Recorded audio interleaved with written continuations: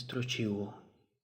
Hace ya algunos años, antes de que yo naciera, mis padres y mis hermanos mayores vivían en una colonia en un cerro de México.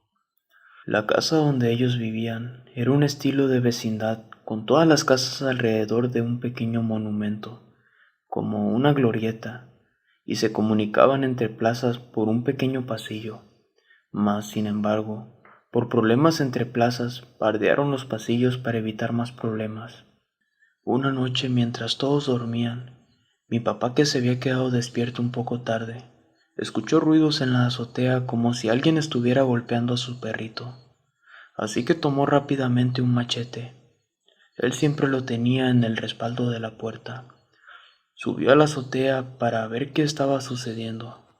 Cuando llegó, dice que el perro estaba totalmente cohibido en un rincón, chillando, y todos los perros de los alrededores ladraban sin cesar hacia un pequeño arbusto junto al monumento de la plaza. Mi papá se asomó para ver qué era lo que estaba ahí.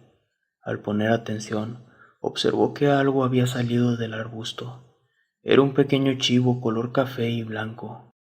Lo extraño es que, a pesar de estar en el cerro, era una zona urbana, sin rancherías cercanas. Así que mi papá bajó de la azotea y lo único que pensó fue que quizás alguien tendría una fiesta y se le escapó el platillo.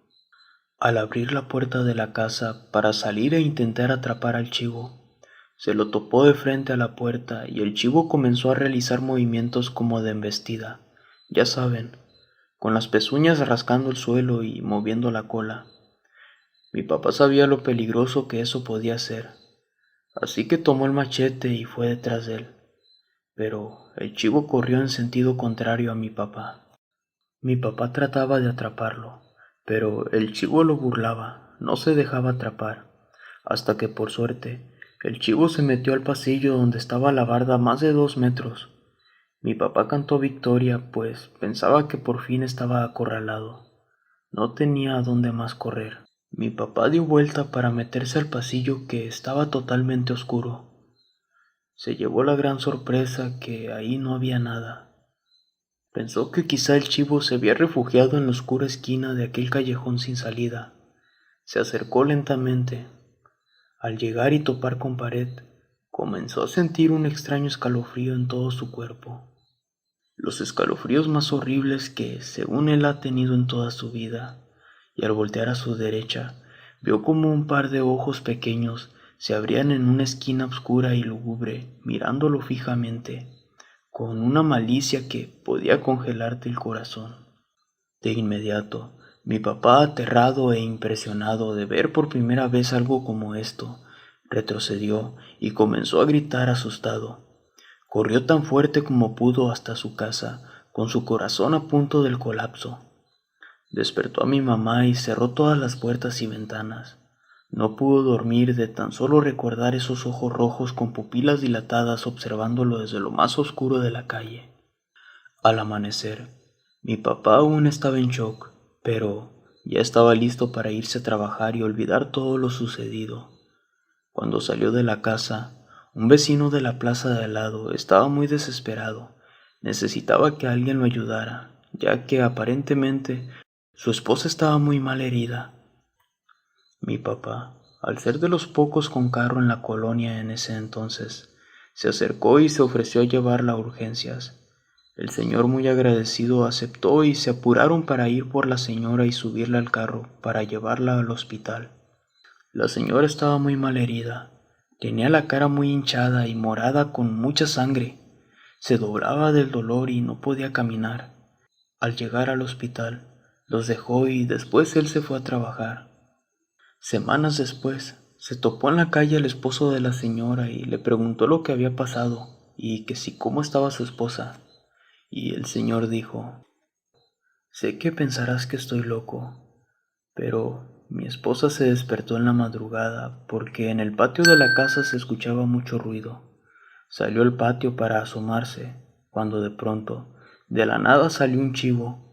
Comenzó a golpearla con tal fuerza que le quebró 3 costillas, le fracturó una pierna y le causó contusiones severas en la cabeza.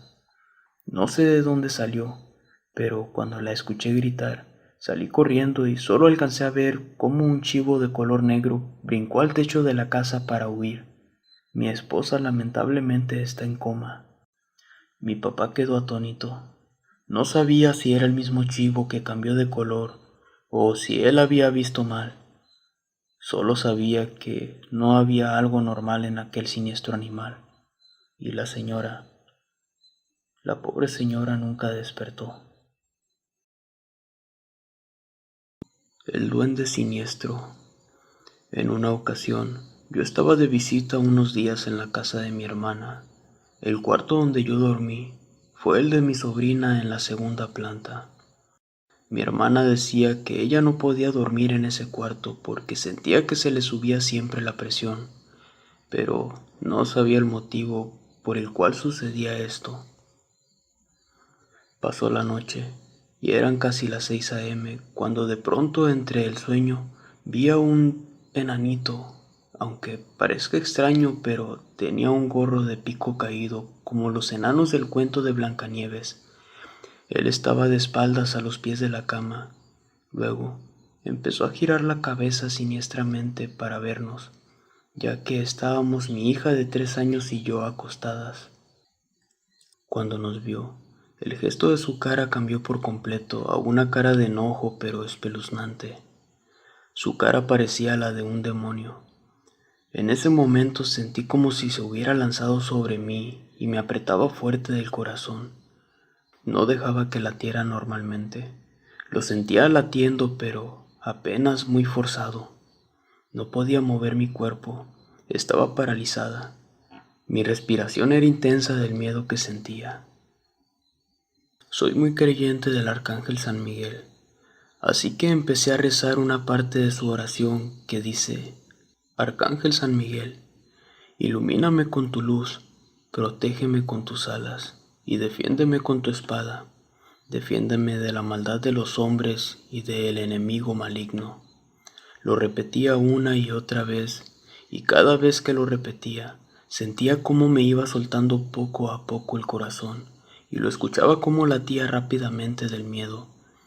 Yo veía en ese momento todo el cuarto como si estuviera despierta y levantada en la misma cama.